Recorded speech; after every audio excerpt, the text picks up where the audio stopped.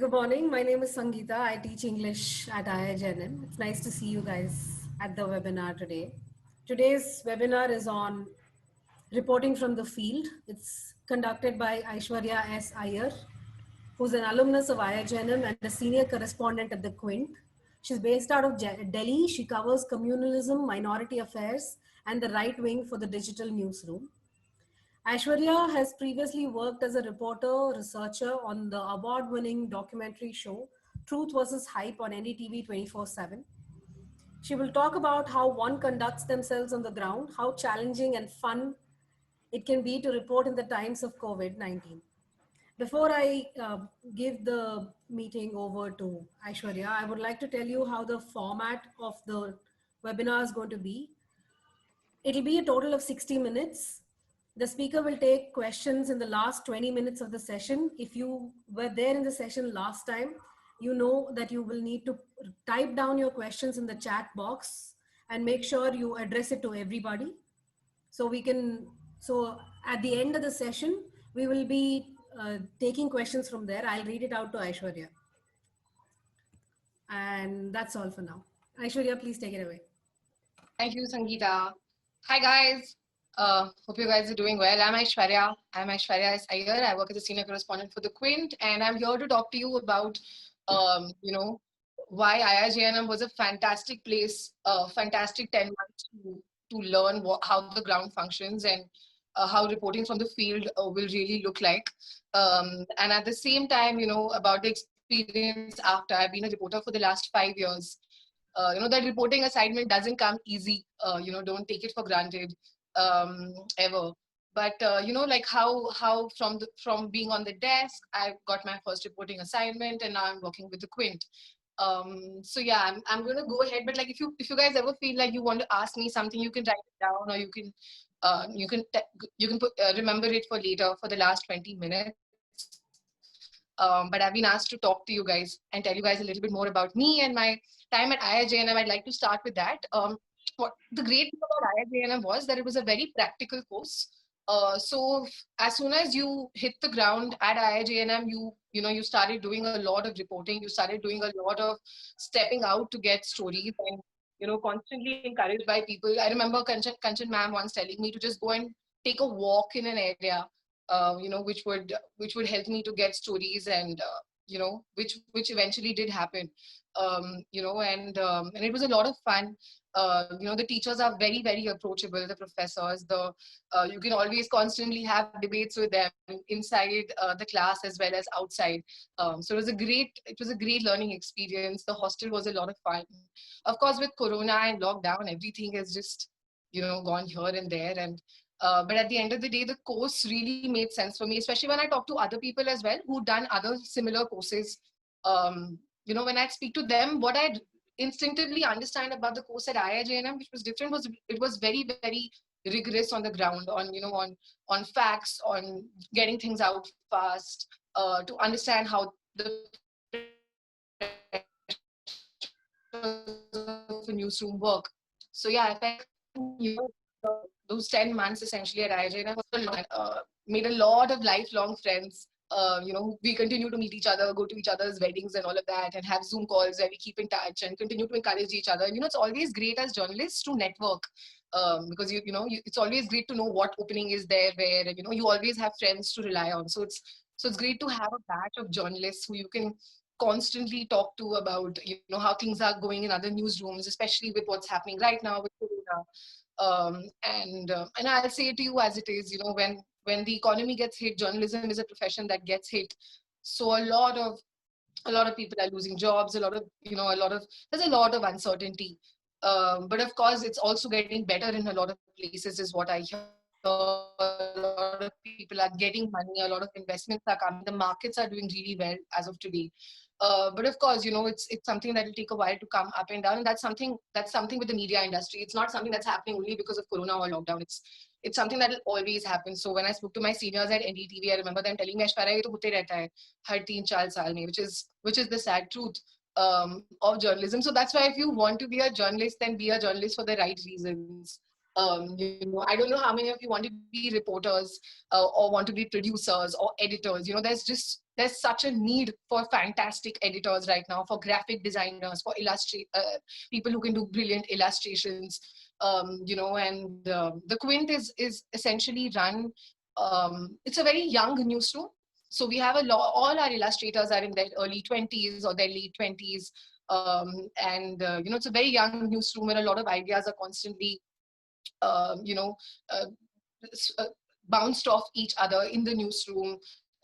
Which is very different compared to legacy media. In a legacy media room. So I worked at. So what I'll tell you, I worked with Hindustan Times for 6 months, which was a newspaper. Then I worked with NDTV 24/7 for more than a year, which is of course a news channel. And then I've been working with the Quint for 3 years now. So I've worked in all these three mediums. So please feel free to ask me questions about mediums as well, because I know a lot of people love TV media because this has got to do so much with being an anchor and coming on screen, which is a great thing. And if you want that, you should want that. Why not? But you can ask me about reporting on print and the three areas. And Hindustan Times is where I started. And it was a print job. I was a broadcast student at IIJNM, and it was a print class, and it was a print position, of course, HT, and I had to do pages and stuff. And I remember my friends from IIJNM also helping me out and telling me, telling me the basics before I had even left IIJNM, which was very, very sweet of them. And and the first reporting assignment. So I've always wanted to be a reporter. There are various important roles in a newsroom, and everybody is equally important. I'm sure I can say that with a lot of certainty, with being in the newsroom for 5 years, that everyone is playing a very, very important role and is equally important. I always wanted to be a reporter. So I used to be that overexcited girl in the Hindustan Times office who constantly pitched ideas, who worked like for the shift, who worked after the shift, and then they'd started to give me reporting assignments as well to cover this book event or whatever, which is how it starts. And then you want to put stronger ideas. Then no, I just don't want to do this. So a lot of that happened, and it was a lot. It was a lot of fun in a newspaper. But since it's legacy media, Hindustan Times, I was in the Chandigarh bureau, where like editions used to come from. So that office was crazy. There was work happening all the time, like Jammu desk, Himachal desk, Ludhiana, Jalandhar, Amritsar. It was a lot of work. Jammu and Kashmir. I remember, I remember there used to be a lot of pressure, but at the same time, as a reporter, to get your ideas approved, it went to a couple of editors, and even though like my idea would be good enough to be a Pan Punjab story, they'd say, no, no, no, just do it. And then tell all the other stories in their districts. So in a newspaper, you often tend to meet a lot of people who you need to convince, listen, I need to do this, because in newspapers, beats are very, very defined. Like if somebody is covering health, then they are covering health. Somebody is covering crime, they are covering crime. You can give them the tip off, or you can do the story with them, give them the input, but they will do the story, which is also great. It's also very healthy. That discipline is very healthy as well, because then it tends to get toxic, which I'll also come to. But yeah, it can get a little bit annoying that, why can't this be a story when I think it's a story or whatever, but then they'll tell you no. So that happened quite a bit at Hindustan Times. And then I moved to NETV 24/7, which was a great learning ground. I worked with Srinivasan Jain, who is, I'm guessing you guys know who he is. He's a fantastic journalist, investigative journalist as well. The Truth versus Hype has stopped now. He does reality check every day. But I worked with him for about a year, more than a year, and it was great to see him work on the ground. TV journalism tend to get very, like you have to, they'll tell you, यहाँ पे जाओ, UP जाओ, वहाँ पर 60 लोग मरे हैं. I'm sorry, people don't understand Hindi, but if 60 people, actually I should talk in Hindi and English, I'll do that. If 60 kids have died in UP, accident हो गया है तो वहाँ जाइए. So, to go there, to run over there and do a stand and do a OB just from the side. Sometimes it can tend to get very boring, banal, because you're not, like, yeah, you're coming on TV and all of that, but in the long term, you're not doing like pieces where you're investing in. which are like good journalism pieces, which have data, which have experts, which have all sides. So TV journalism, day to day at least, tends to get did not quench my thirst for the kind of journalism I wanted to do. With Srinivasan Jain on Truth vs. Hype, it was brilliant. It was a weekly show, so we got to do a lot of data work. We got to do a lot of research. We worked around the clock. You're working all the time. If you're in TV, you're working all the time. In the newspaper, you have to give your story in by 6, 7, 8 in the evening. That's when the calls will start coming from the desk. So you can finish your story earlier on also and wait on it and then give it later, spend your few hours, however, depending on, if it's easy to do the story. But in a TV channel, you're constantly on the call and you're constantly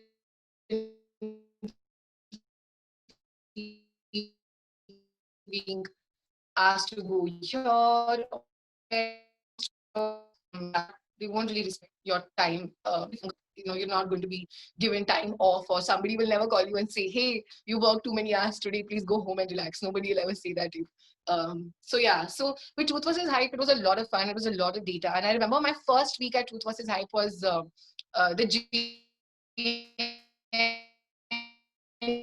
new Tukde Tukde episode, when the Afzal Guru thing had happened in February 2016, and those slogans were raised, and the ABVP came, and then there was a clash, and all of that. And as soon as we went, we hit the ground running. And it was great to see Srinivasan Jain, make sure we got all the sides, just go to meet people. What I learned from him is it's very, very important to meet people and sit and talk to them, because they, it's these people, it's these sources, these activists, these lawyers who have these stories to tell you. The first week was JNU. Second was Rohtak. Rohtak was burning because of the Jat agitation. So we went to Rohtak and everything was burning, and it was quite something. And I remember being at the backyard of a hospital, PGI hospital in Rohtak, and there were these tall Jats, and Srinivasan Jain was trying to talk to them. They were like overpowering him. And I was, you could sense that tensions were rising in the way he was asking the questions, because the accusation was that the Jats were involved in the violence, but a lot of Jats also lost their lives in the violence. So it was a tricky situation to be in, but it was, again, a lot of fun. So I've done a lot of these, I'm very grateful that I've had these opportunities to see him work on the ground. And a lot of my reporting field is definitely influenced by how he conducts himself, which was great fun. And then the Quint happened. The Quint happened essentially because I wanted to, like with Srinivasan Jain, you were like filling X's in his script, but I wanted to do my own stories and I wanted to do my own ideas. And I started loving filing RTIs, which is the Right to Information Act, something that all journalists should do. Like as a practice, if you want to be a reporter, that is, file an RTI. Central government is now all online as well. State governments, it can be a little bit painful. And actually, I have an RTI here from Jharkhand that I filed last year. I showed you. It's an envelope which has come to me after a year, and the Hindi is different also because it's from Jharkhand, so it's not easy to understand.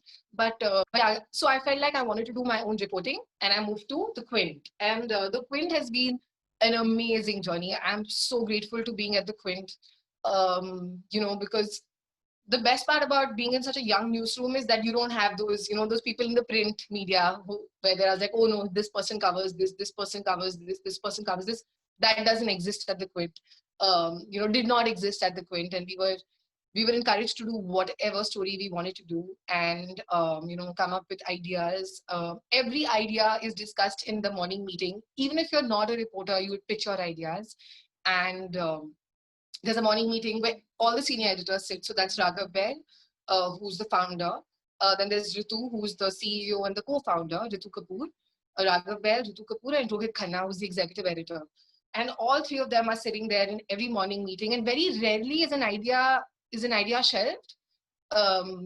वो generally आपके idea को देख के ये बोलेंगे कि नहीं, ये आइडिया हम इस तरीके से कर सकते हैं या उस तरीके से कर सकते हैं. But वो कभी ये नहीं बोलेंगे कि आपकी आइडिया खराब है. Very rarely will they say your idea is wrong, which is very, very encouraging. And I feel it was definitely missing from my experience at NDTV and at Hindustan Times. And I feel like that encouragement, जो वो आपको एक push देते हैं कि आप करो, बिल्कुल आप सही बोल रहे हो, go find out, why don't you do this, why don't you do that, you know, and that sort of completely, let me loose. I started doing anything and everything I wanted to do, and they completely had my back. So at my first outstation was Jharkhand alone. Of course, I traveled for NDTV also. Was Alimuddin Ansari. He was lynched in September 2017. 17, yeah. Maybe I'm getting the year wrong. 17, 18, 18. No, 17. And I told Ritu ma'am, because I had read some report in a local news portal saying that the family is not taking his body back. Alimuddin Ansari was lynched to death. People trailed him. It was a planned killing. They trailed him. They found meat in his car. There was a video of it, of course, sadly. And he was lynched in broad daylight. Policemen were also there. The police post was half a kilometer away, which it mostly is in these cases. Even in the Pehlu Khan case, it was very close, a police post. And I remember going to the ground and meeting the family, and I told my editors I want to go. And they were like, we don't have a camera person, can you go alone? And I was like, sure, I can go alone, because I had traveled alone for NDTV. I had done my whole Mojo shoots. Oh yeah, guys, everybody, you need to know how to shoot. Even if you're a print journalist, even like an Indian Express will want to also now, is also sort of trying to also now do podcasts and videos here and there, maybe not as much as the Quint is or other platforms are. But everyone has an interest in hiring people who know how to do well, who know how to edit. Editing is very important. I've learned how to edit. There's this Adobe app. You'll also be learning it, but there's an Adobe app on which comes on a phone called Adobe Rush. Very basic, but you have to learn basic editing. Anyone needs to learn basic editing, So even if you're not in the past, don't feel like you should not learn editing. Push yourself to learn that. And it's a lot of fun. So what I wrote in the email about conducting yourself on the ground, I like to give the example of the Northeast Delhi riots. So 23rd February को ये शुरू हुआ था, मतलब कुछ पत्थरबाजी हुई थी मौजपुर इलाके में, जो नॉर्थ ईस्ट दिल्ली का एक इलाका है. मौजपुर इधर, जाफराबाद इधर, और वहाँ पे कुछ पथराव हुआ था. तो पथराव is stone pelting. So and of course Kapil Mishra had come and said that if these guys don't move, then we're going to move them, and in front of the DCP and all of that. He'd said what he said, and I had gone on the 24th. I remember saying I want to go and see कि कल क्या हुआ था, because ऐसा stone pelting, मतलब Northeast Delhi ऐसे क्यों, मतलब Shaheen Bagh में there were cases where somebody shot in the air, and in Jamia there was a case, but Northeast Delhi में in a protest site, what is happening?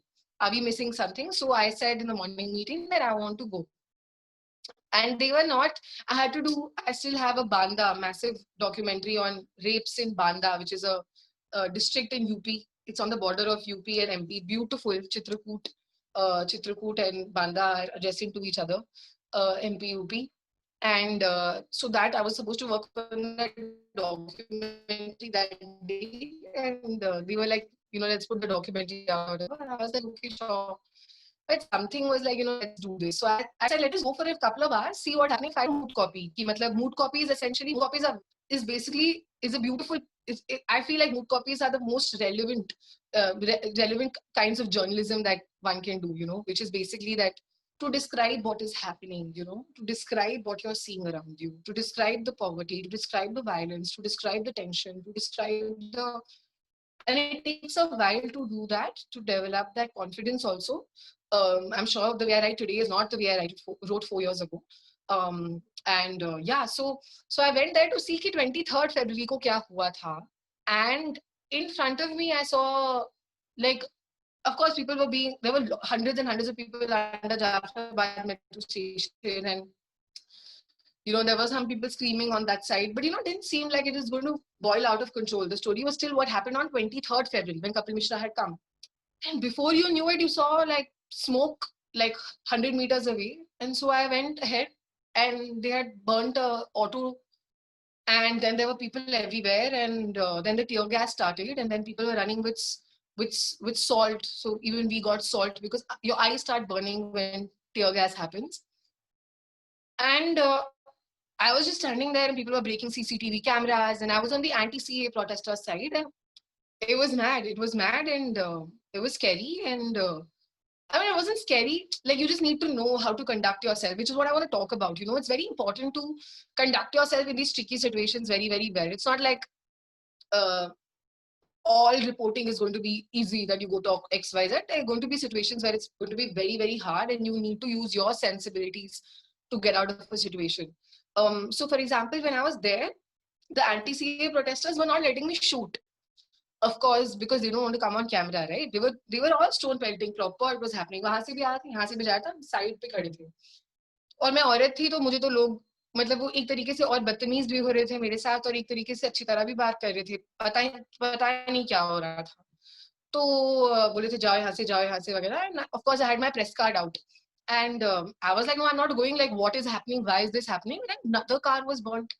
And which is when I realized that these guys don't mind me shooting as long as I'm shooting the other side.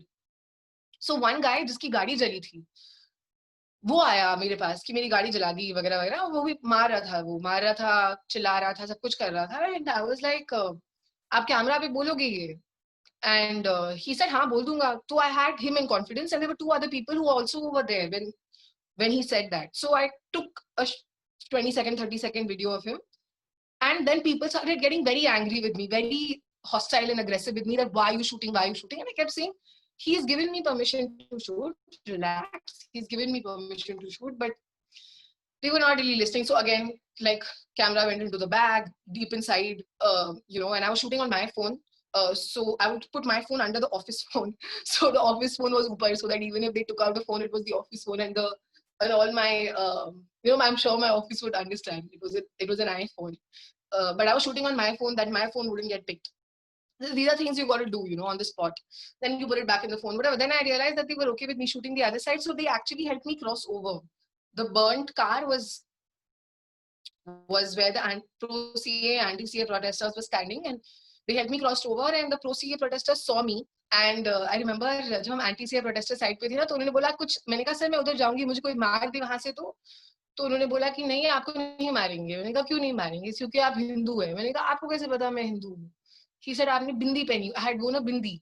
So he said आपने बिंदी लगाई हुई है, आप बिंदी लगा के रखिए, आप जाइए, आपको कोई कुछ नहीं करेगा. Which is true.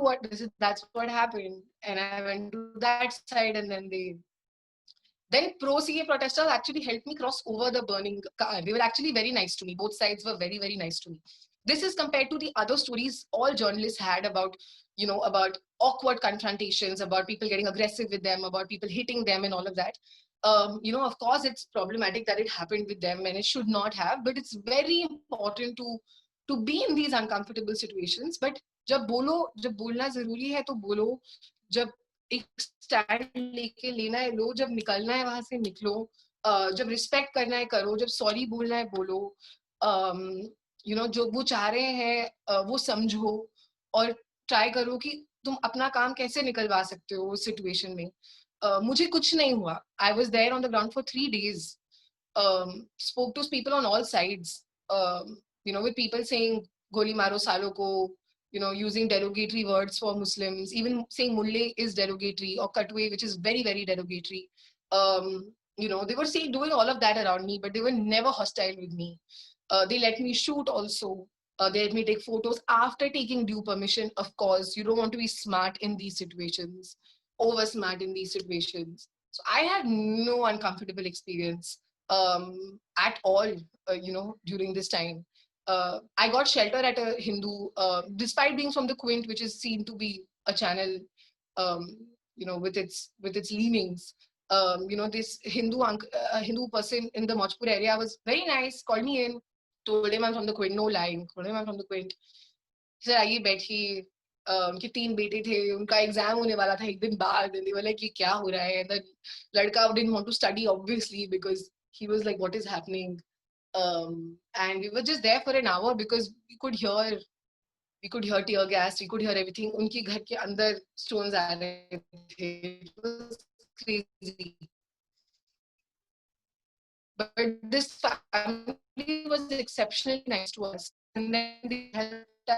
Then we go out again to see what's happening. This is when the hit will land shot dead. I don't know if you guys remember, but Shah Rukh is this guy who in Jafrabad had taken out a gun in front of a 33-year-old guy, if I'm not wrong. He took out a gun and he pointed at Delhi policeman. It happened literally 5 minutes after we had crossed over. So all this was happening. And it was crazy fun. Like it was like that's the thing. Like you take it as a challenge and be fairly confident of yourself. There are times where I have not done certain things also. This my gut told me I was fine. But at the same time, I remember when I was in Muzaffarnagar. So, the Muzaffarnagar ke dange hue the, the riots that happened in 2013, at least 60 people died. 60,000 people were displaced. They are still living in like if you go and see Muzaffarnagar, West UP area, Shamli district, Shamli and Muzaffarnagar district, you will see them living in in homes which are made of red bricks and they're all broken. And every time an Andhi comes, they break. And there's just no way one should live, sadly. I had done this story on how 32. So there was a deal that was struck. Hindus had allegedly raped 32 Hindus had raped women, Muslim women, during the riots. And there were cases filed, FIRs were filed, all that was done. And a year later, the Muzaffarnagar riots in 2014, one Hindu woman was allegedly raped by 11 Muslim men. So believe it or not, the men from both sides, लोग आए और अपने में बातचीत करी इन लोगों ने और इन्होंने डील स्ट्राइक कर लिया और पैसे दिए हर एक औरत को, which basically means कि पैसे उनके husband को गए, of course. And the middlemen also took some money, and all these women went to court and said these are not the people who raped me, and their complaints were named complaints. These were their own neighbors, their own the landlord in the village, and they were the tailor, or so they worked in their home or they worked on their field or whatever, and they all went to court and they all said that these men had not raped them. 32 rape accused, around 15 to 18 lakh exchanged between the men. 32 rape accused, laid off the hook in the aftermath of the riots. So I had spoken to a lot of them, and I knew what was happening. And I had to go back, and I had done one story, and I had to go back on a second story. And this guy was not picking up my call. The main guy from he's not picking up my little bit uncomfortable conversation, and he knows what I've done. He knows, he's read my story. So I didn't go to his house because he was at home. His neighbors told me कि वो घर पे है और मैं phone लगाए जा रही थी, लेकिन वो phone नहीं उठा रहे थे. तो ऐसे situation में there are times where you have to take a call कि I'm not going to step into this. I'm not 100% sure about what will happen. Khap leaders in the same story, I had to meet some Khap leaders. Malik Khap, who are the reason essentially why this happened. The whole trade-off between the rape accused had happened. And I went and met them. And I, thankfully or not, I was not recording because I was just very concerned ki, let me not even write anything, let me just meet them. And they checked my phone देखने के लिए कि मैं कुछ record कर रही हूँ या नहीं. So be careful, like always. And I was just there and I told my driver कि मैं जैसी बाहर आऊँ मैं गाड़ी में बैठूँ, आप accelerator दबा रही हो दिल्ली के लिए, because that was the last puzzle of my investigative piece. And they said everything. And how the deal was struck, how money was exchanged, how Khap leaders met the local Muslim leaders in Muzaffarnagar, how money was exchanged, 3 meetings had happened, etc., etc. So I remembered as much as I could, and then I wrote it down. I took some photos of the area where I met them, to put it in my story. And then, of course, I called him up again later and asked him to repeat everything so that I have it on record as well. Because I was recording the call. I was like, just in case he decides to do something someday. Yeah, that was a lot of fun. That story was a lot of fun. So there are days where you can push the envelope. There are days where you should absolutely not push the envelope. But either way, journalism is so much fun. This is all ground reporting, all this is field reporting. A very important thing about field reporting is हमेशा जो भी story करो ना, अच्छी हो बुरी हो, जिससे भी आपको information मिला, जो भी आपके subject है story का, उनको story भेजो आप, कि वो story पढ़ें. अगर उनको कोई दिक्कत है story से, तो उनसे आप बात करो कि आपको क्या दिक्कत है story से. Understand what problem they had with the way you wrote your story. Maybe that will give you an idea for a follow-up. You know, always make sure that you don't shut your sources out. You know, because that means everything. You know, for them, you are someone who's just come and writing about, you know, for example, the Kathua rape murder victim. I've been meeting them ever since the incident happened in 2017, and you know, 2017, 2018, I think 2018, yeah, 2018 January, and he, you know, he still calls me and tells me the smallest issues that he's facing. The 8-year-old Kathua rape murder victim's father, you know, and I was there till the end. I was there till the trial. I was in Pathankot for the trial verdict also. Every time we do a story, send them. Even the accused in the case, जो accused case में Sanji Ram जो main accused थे, परिवार वालों ने हमेशा story का link भेजा है कि आप गुस्सा हो मुझसे, आप जो भी हो, आप समझ तो लो कि मैं लिख क्या रही हूँ, क्योंकि वो trust build करना बहुत important होता है. And follow-ups are, you know, not done as much as we'd want them to be done. You know, and people sort of forget stories after it's reported. So it's always great to go back to a big story. Those are very easy ideas to do, to execute. You know, always go back to a story 3 months later, 6 months later, and ask, you know, do a follow-up on where the case is right now. Always send them links of the stories. यार मेरा phone obviously नहीं उठा रहा था वो, तो मैंने उसको ऑफिस के फोन से फोन किया, उसने उठा लिया, तो मैंने कहा सर आप मेरा फोन क्यों नहीं उठा रहे हो?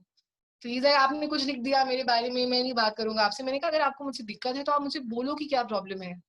फिर उन्होंने मुझे बताया कि कैसे उन्होंने भी कोर्ट को बोलने की कोशिश करी थी that they were being threatened to settle, but the court didn't listen.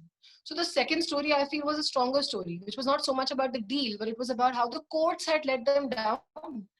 These people told the courts again and again, we are being threatened to compromise many words. And the court kept, you know, these were fast track courts, the Supreme Court had said, but which is 6 months the trial needs to end, and none of that happened. And you know, for years the trial is still going on in some of those cases as we speak right now. And that was a great follow-up, you know, the better follow-up in my eyes. I think I also voted rape accused are off the hook. Like, that is just crazy. And then they were trying to threaten them, the rape accused and all of that. So went and spoke to the rape accused. That was also fun. You know, but yeah, these are all like important stories to keep in touch with. Whenever you're doing a high profile story, whenever that happens, make sure you take numbers of everyone you meet. Make sure they know you, tell them call them up a day later, 2 days later, when the story is out, saying, hello, aapne meri story padhi kya? Those 30 seconds now that you spend on that call change everything.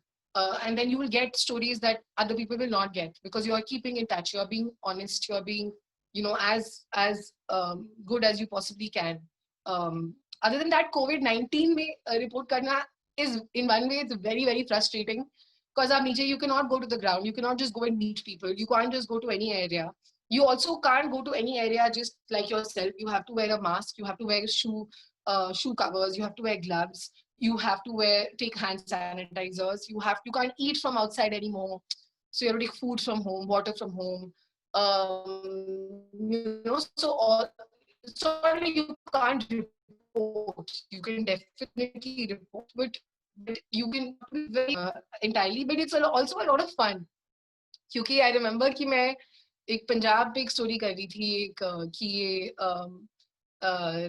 एक गांव में बिल्कुल lockdown के पहले in a village in Patlawa village in Punjab, there were lots of cases of corona all of a sudden because some babas had come from Italy and Germany. So I had to do a story on how this happened. And Punjab is someplace, I've worked in HT Punjab, so you know, that's someplace that I like to keep in touch with local people there, local reporters there, etc. So none of them had any help, any lead on this Patlawa story. किसी ने कुछ story नहीं करी थी, बस एक normal story थी कि पतलावा में ये हो रहा है. पतलावा के सरपंच का नंबर नहीं था, कुछ नहीं था, तो मैं गूगल पे गई. I went on Google and Google is so much fun. Like I went on Google and I wrote Patlava village shop contact number and I got a Chakki ka store ka number in Patlawa village in Punjab, in the middle of nowhere. And then I called this Chakki guy and pehle phone nahi laga, fir phone laga. And then I asked him, and then he told me about what's happening in the village, you know. How many days they've been in quarantine, what kind of things happening, how the government is making sure that उनको खाना पीना सब कुछ मिले, उनको gas मिले, कि उनको घर से बाहर निकलने की जरूरत नहीं हो, कैसे लोग आते जाते, मतलब पेट्रोलिंग हो रही है उस एरिया में. फिर मुझे उनसे सरपंच का नंबर मिला, फिर मुझे उनसे परिवार, सरपंच को भी कोरोना हो गया था, तो वो मुझसे क्वारंटाइन सेंटर में बात रहे, तो उनसे बात हुई. फिर उनको मैंने बोला कि प्लीज फोटो भेज. तो भाई वो कुछ मुझे याद है, जब मैंने सरदार जी से उनका फोटो भेजा तो उन्होंने ऐसे करके एक फोटो भेजा अपना, एक selfie with a cow behind him, and I was ऐसे मत भेजिए, और वो ऐसे डायगोनल फोटो था, so I had to again say कि सर सीधा भेज दीजिए, send a photo of myself to him, ऐसे भेजिए. देन गांव के 2-3 फोटो भेज दीजिए, मुझे डालना है, keep following up with them. So it's a lot of fun, you know. It's not like, it's not like you can't do a story just because corona has happened or lockdown has happened. It's just that you have to find interesting ways of breaking through and making it happen. Another story was also Punjab, was when I was trying to reach out to this particular doctor who had treated um, a COVID patient, and I wanted to see if this private hospital, were they at fault. Ki, matlab, did they ask him to go? Did they not take him? Which is what happened in Bhilwara. I'm sure you guys have read, right? In Bhilwara district of Rajasthan, that is how it became a hotspot, because this man went to the hospital and none of that, they didn't they didn't make him do a corona test because they didn't take the symptoms seriously. They didn't have the sense of mind or whatever, and a lot of doctors were also affected with corona, sadly. And so in this case also I wanted to see if the hospital had anything to do with this guy dying. He died. He was a 68-year-old Sardar who died, and so I wanted to see, and so I kept calling the reception at the private hospital, और वो मेरा phone ना किसी कुछ forward करते रहते थे कि यहाँ बात करिए, हम नहीं नंबर दे सकते डॉक्टर का, यहाँ वहाँ. मैं कहा ठीक है. फिर मैं मेडिकल सुपरिटेंडेंट से बात करती थी, नहीं कोई और सुपरिटेंडेंट से बात करती थी, कोई मीडिया वाले से बात कर ली, whatever, but they were not giving me the number of the doctor, and I knew the doctor's name. Then I called again. The 4th time I called, again I'm on the desk, so I started chatting with the reception guy. And I was like, मुझे उनका number चाहिए. He's like, मैं दे देता हूँ. I was shocked that I had got the number, and I got it legitimately, right? But she was cornered, and then she had to answer questions, and so it's a lot of fun, or like getting or this Muslim man who committed suicide in Himachal after he tested negative for corona, because the people in the village had stopped taking milk from his sister. They were, there was a lot of rumor mongering happened. Why did he have to help people? Why did he have to do this and that? He killed himself. And how did I get the contact for that? I literally went to Himachal board Mandi division. Mandi division में किसी का number मिला वहां से, और वो number भी office का नंबर में तो कोई बैठा नहीं है अभी, तो कोई एक सेल फोन नंबर उठाओ, वहां से किसी और का नंबर, वहां से किसी और का नंबर, वहां से डिस्ट्रिक्ट का नंबर, वहां से कोतवाली which is the police station का नंबर, फिर वहां से सरपंच का नंबर. मतलब it was just, it was crazy, but it's a different kind of you have to get it done, and there are ways to get it done, so it's a lot of fun, like that kick you get when you finally get through the family, or when you get through the sarpanch, and it's a sad story of course, but to get that story is a lot of fun. So I think corona is just a different kind of challenge, because anyway there are challenges to reporting, and reporting the truth and staying with stories also. So considering the amount of fake news that we have today and propaganda we have today, so so it's a great kick. It's a great kick to have, to be able to to get that on your own, to get that story on your own. Yeah. Sangeeta, how long has it Yeah, I been? was just about to ask you if you want to take questions. We have a couple of questions Okay. already in the chat box. Would you like me to read them out Yeah. to you, or can you see them yourself? There are two questions about Sure. streams of journalism. Kritika Mehta wants to ask you if there is a best stream of journalism among all the ones that are available, and Abhishek Datta wants to know if you can change streams at any point of the career?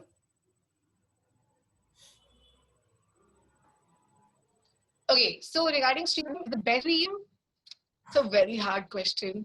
Like I was someone who did broadcast because I wanted to come on TV. I'll be completely honest. But once you do it, you realize, I mean, I realized that it wasn't. See, I'll tell you what. It depends on the kind of journalism you want. Newspaper journalism is also some of the most rigorous, honest journalism. The Indian Express is a beautiful example of that, of journalism. But for me, I'd have to say my favorite is online because the Quint or Scroll or the Wire, because there are no deadlines to meet. There is no page you need to fill. You're just focusing on good, strong storytelling. As long as you convince your editors why you need 2 days, 3 days to do something, to follow up on something, then it's fine. And I dig that kind of journalism. So for me, I think it's that. But can you change streams? Yes, you can change streams whenever. Um, and very rarely do people hold a particular stream that you studied in. For example, you guys are going to be picking streams to study, right? So or you already have your preferences. No, like it's not going to inhibit कि तुम्हें कहाँ पे job मिलेगा कहाँ नहीं मिलेगा. I hope I've answered both your questions, Kritika and the other person. I'm forgetting the name, but yeah, you guys can choose whatever stream you want. And yeah, it's okay. It's not, you can make the shift. It's not going to be hard. But yeah, it definitely helps to be someone who's multi-talented. So definitely know how to use Twitter. Know how to, edit a little bit, if not entirely. Know how to use Instagram. Exposure to these mediums is going to make you a little bit more of an easier person to employ at any organization, even at a newspaper, or even at a TV channel or at the Quint. It would be great to have that as an added skill. Okay, the next question is from Priyanka Senapati. She wants to know a little bit more about multimedia journalism. And I think you can probably answer that along with the question that Aniruddha has asked. After so much experience in another field, how do I prepare to become a journalist? So basically, what is a prep for journalism and more information on multimedia journalism? So, Anirudh, if you don't mind, Anirudh, if you don't mind me asking, what background do you have?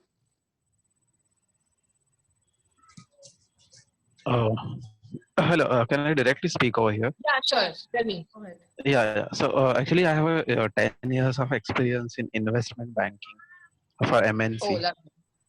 Okay. Yeah. So I'm changing it after 10 years. So it is a very long period. Yeah, but that's pretty cool of you to do that. Yeah, I feel like any kind of exposure in any field is great for journalism, because then you just.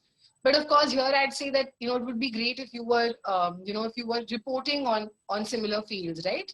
So it would be better if you were reporting on markets or investment banking, because you already have knowledge as to how the stream functions. So yeah, I mean, I think it's great that you have this. It's not a problem.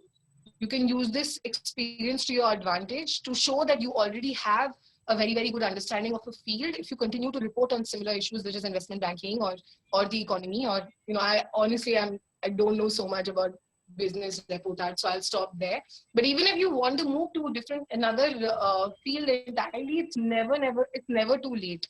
I'll always say this about journalists and editors. Editors can tell someone who's very, very interested in a subject and who's willing to deliver and who's willing to work hard and who's willing to pitch strong ideas, researched ideas, not just a thought, but an idea, which we were taught at IIJNM, to be completely honest. And that Kanchan ma'am will keep telling us that research your idea before you're pitching them.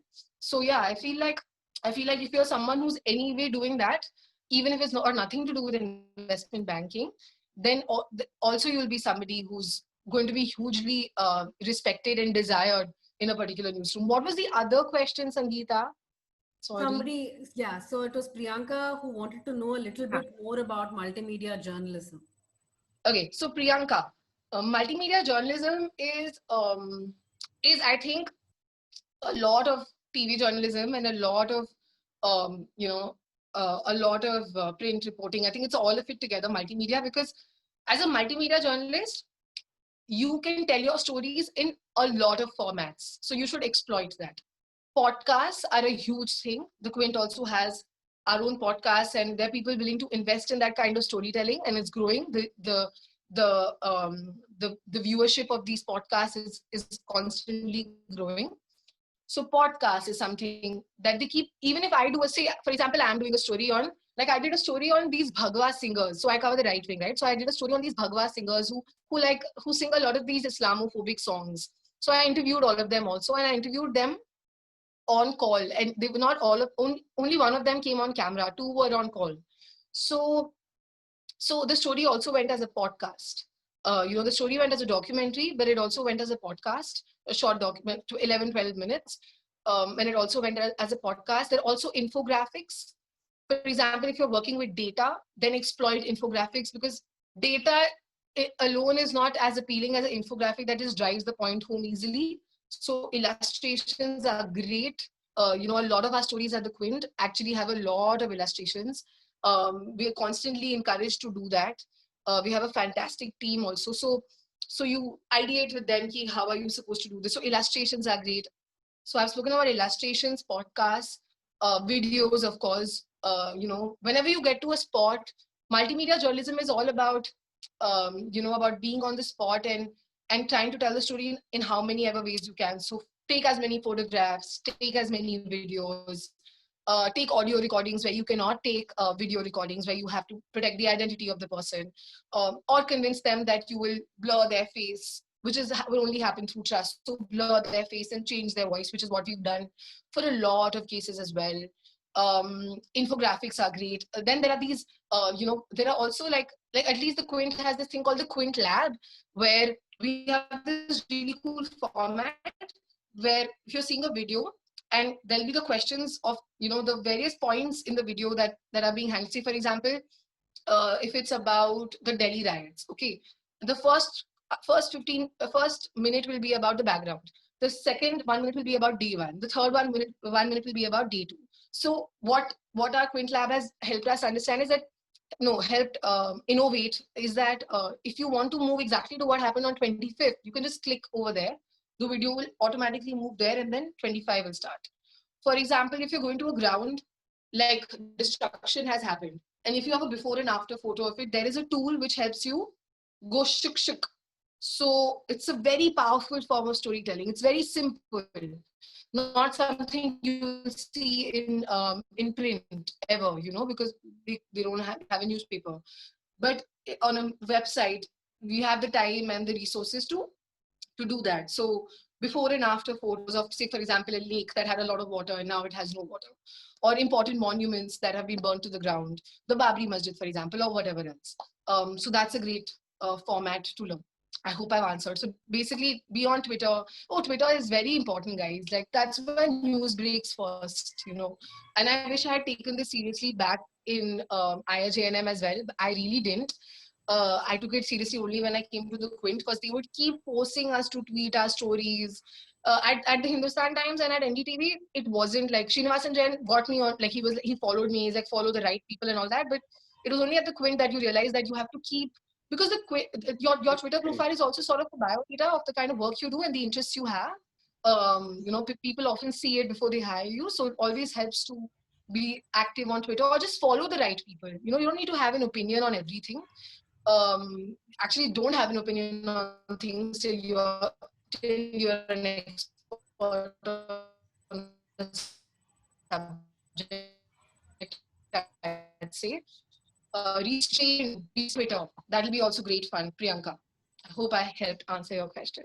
Thank you, Aishwarya. We have two people asking about sources. Roshini Nair and Tunir Biswas. Roshini asks, how do you judge the accountability of the source that you take leads from? And Tunir Biswas wants more information about how you approach a possible source who's not comfortable speaking to you. Aishwarya? That's really good. Talking to me and yeah, I know you. Yeah, Can you hear yeah, me? you're back. You're back. Yeah. Please go ahead.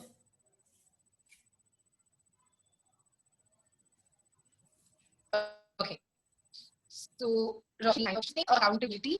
So, your job as a journalist is to report, right? So, X has said this, Y has said this. So, for example, we did a story yesterday on a former MLA of BJP being named in several complaints in the Delhi riots. No investigation against him, no FIR against him, and he had a certain, view on what is happening or the kind of polarization that was happening in the area. Right after the BJP lost the Delhi elections and before the riots. So we got him, but at the same time, we also got the other side, which was the AAP leader who won. See, at the end of the day, these are just opinions, right? So in certain cases, when it's opinions or experts or lawyers or whatever, you get a couple of opinions and you put them out and you let the viewer decide who they want to go with. And try to find people who are not partisan, who are not known to have inclinations. Because then they are people with more merit behind their name, right? Because people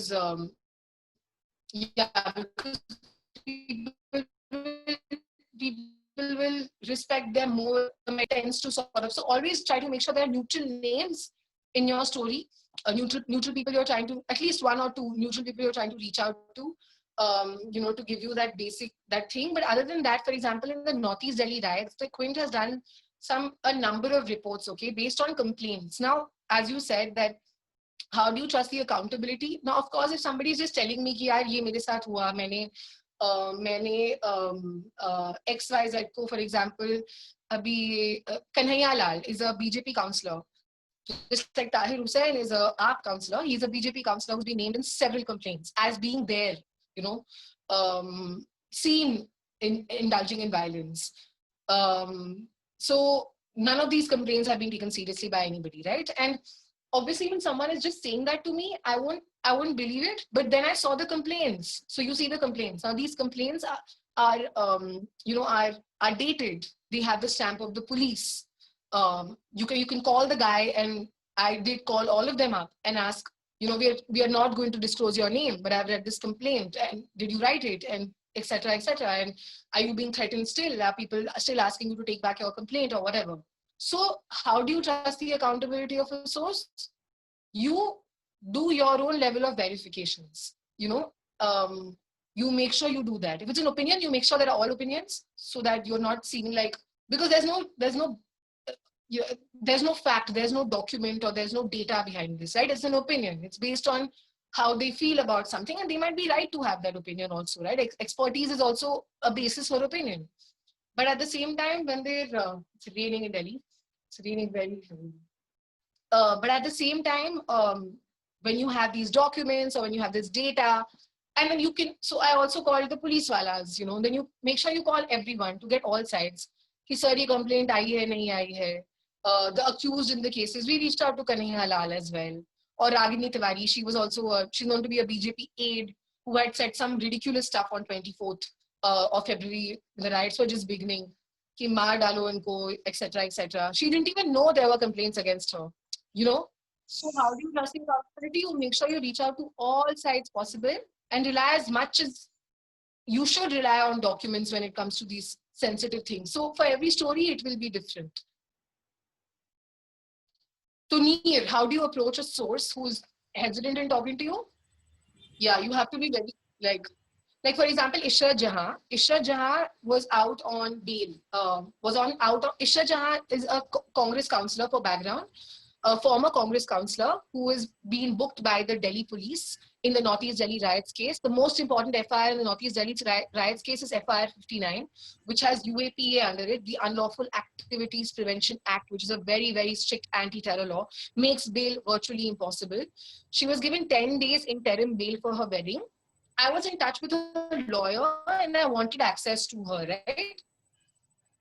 Now, obviously, they are paranoid about media. And obviously, not like they didn't know me from before. I've only gotten to know them for the last month. So I had been in touch with a lawyer. And I told the lawyer that, listen, I want to interview her when she's out for 10 days. I would like to be there for the wedding.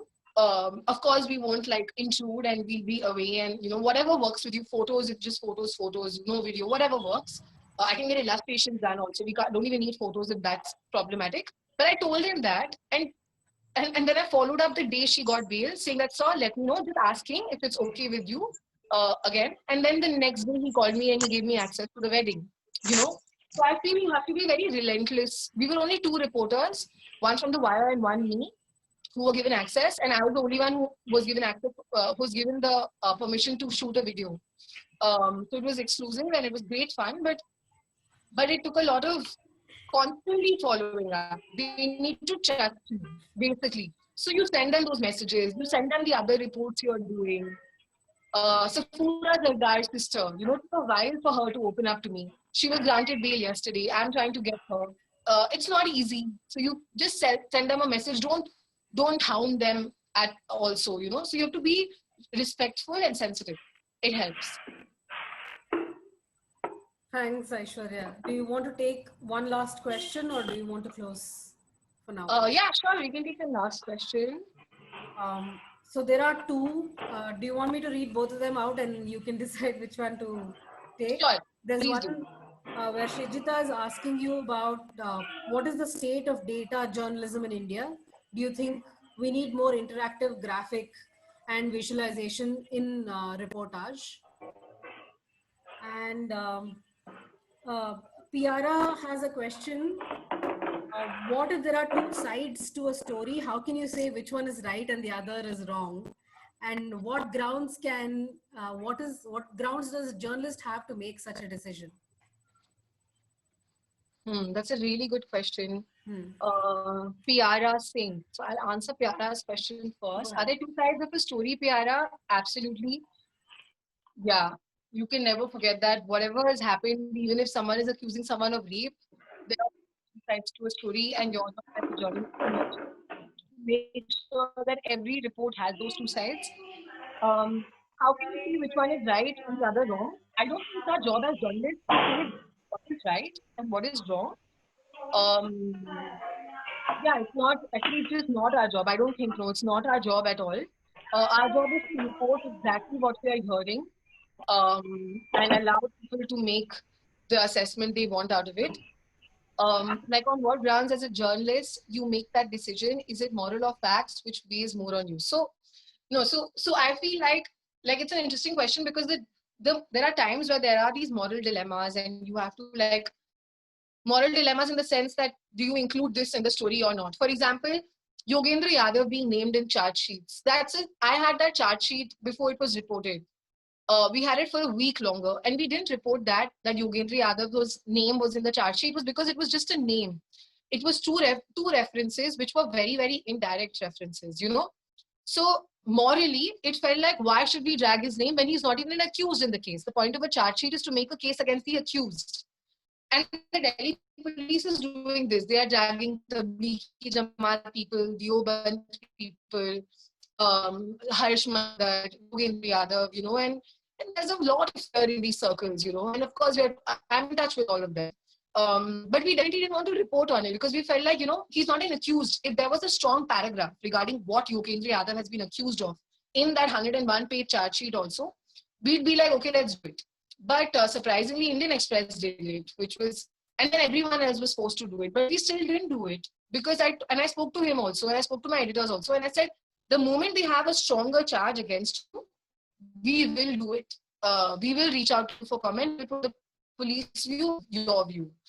But right now, there's nothing against you. There is nothing against you, and it's other accused who need to be done so on, who they've had strong cases against. And right now, so that was a ethical, not even a moral, it was an ethical, journalistically ethical call to see whether there's a story here or not.